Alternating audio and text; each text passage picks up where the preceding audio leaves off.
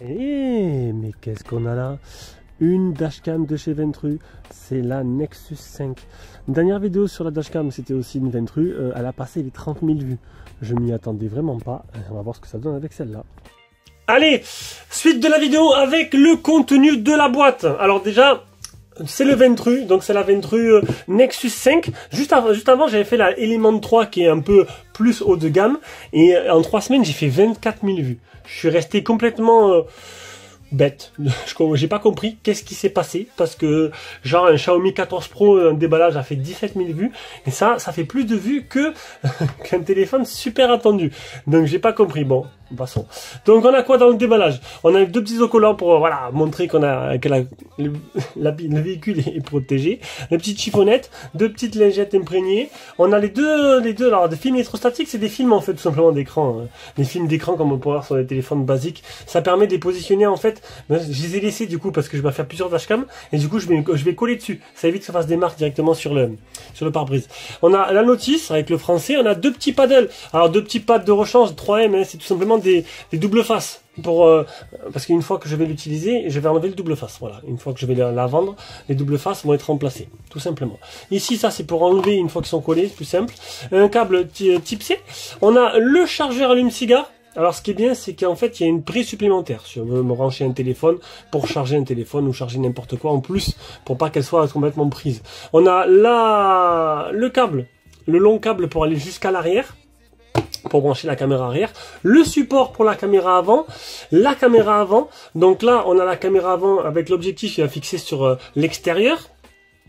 Ici on a l'objectif intérieur habitacle, là l'écran qui n'est pas tactile d'ailleurs. L'écran qui n'est pas tactile, du coup on a 4 boutons physiques qui vont être utilisés. Donc moi j'ai utilisé essentiellement l'application pour le dernier modèle, donc là je ferai pareil. On a exactement pareil, que c'est deux modèles différents mais on va le même fonctionnement en fait. Et voilà, en plus on peut voir que pour la caméra habitacle, il y a un petit... possibilité de bouger un peu vers le haut, vers le bas. Voilà, j'ai perdu mes mots. Et pareil en fait pour la caméra arrière, histoire de positionner comme bon vous semble. Voilà. Et pour finir, on aura le bouton on/off et le bouton warning qui se trouve de ce côté gauche. Hey, et on se rejoint directement pour une petite démo. Normalement, les caméras sont très bien placées. Donc là, en fait, j'ai réussi à afficher. Alors, j'ai affiché en grand la caméra principale. Et en petit encadré, il y a les 3 autres caméras. La différence avec la dernière Ventru, c'est qu'en fait, il y a 4 caméras. Donc, tu as la caméra avant, la caméra arrière et 2 caméras habitacles, prise vers l'avant et 2 vers l'arrière. Voilà, chose qui n'avait pas dans la dernière Ventru. Donc après, bon, voilà. Est-ce qu'il y a besoin vraiment de la 4e caméra qui filme de l'arrière de la voiture vers l'avant?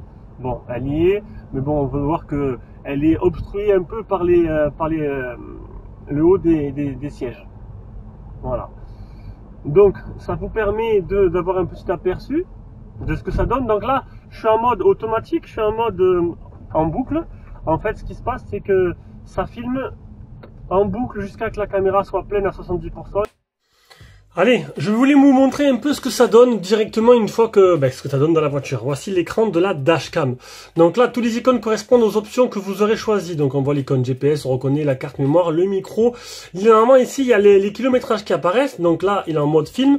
Donc je vous l'ai dit, il filme en fait constamment. Donc dans le mode que j'ai choisi. La résolution et les FPS. Donc les boutons physiques qui servent en bas. Donc ce bouton-là sert à activer l'enregistrement et éteindre l'enregistrement. Ensuite, tu as les boutons. Ici, le deuxième bouton permet de choisir en fait la caméra. Donc là, hop, j'ai cette caméra là, donc c'est la caméra habitacle. Là, j'ai la caméra extérieure avant. Je suis passé, hop, toujours à la caméra habitacle. Hop, je suis passé à la caméra ici, c'est la caméra habitacle arrière, juste là. Qu'on peut voir là, donc on la voit dans la vidéo. Et la caméra arrière ici de route, bon, qui est à l'envers, c'est normal. J'ai mis les deux dans le même sens. Donc voilà un peu pour le visu que vous aurez sur la dashcam quand vous allez conduire dans la voiture. On se retrouve désormais de nuit, histoire d'avoir un petit aperçu ce que ça donne avec la caméra arrière avant la caméra habitacle. Les deux caméras habitacle même, et en même temps l'enregistrement sonore.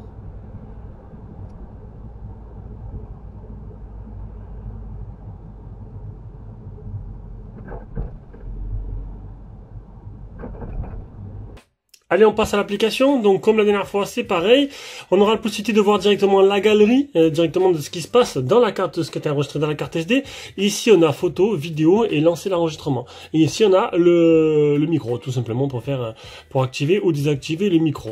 Tout simplement. Voilà. Allez, on passe aux paramètres plus en profondeur et aux caractéristiques de cette dashcam. Allez, on passe en revue un peu les caractéristiques et les capacités de cette dashcam. Donc, synchroniser l'heure du téléphone, la résolution. Donc là, c'est toutes les résolutions qui sont possibles. Et en plus, on peut choisir suivant les 4 caméras, tout simplement. On peut mettre des résolutions différentes, 4 caméras différentes. Ça, c'est plutôt intéressant.